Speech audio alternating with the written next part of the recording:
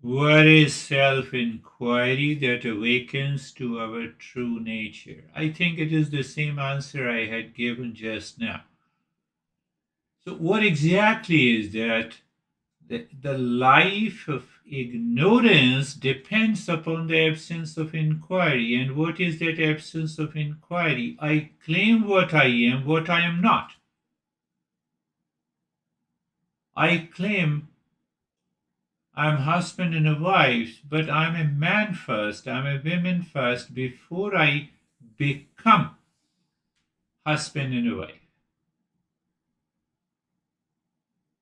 So whatever we become, analyze, observe, and drop it. And what is left is our real nature. So that is why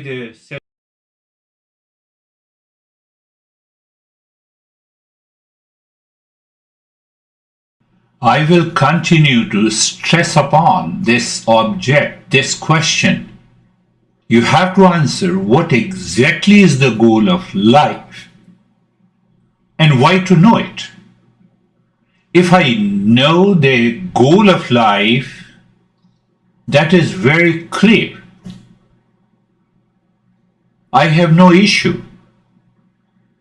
90% of the stress and anxiety drops because I know the direction. But if I change the goal as a means, and that causes the problem in life. What do you mean? I'm outside, so I'm using the car as a means to reach home. Reaching home is the goal. But if I turn the table, I will continue to suffering. What kind of a car?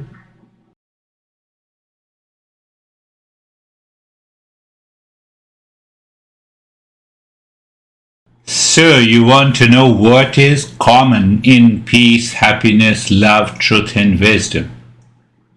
I'm conscious of you, so I'm consciousness. I'm conscious of peace, hence I'm consciousness first before I'm the peace.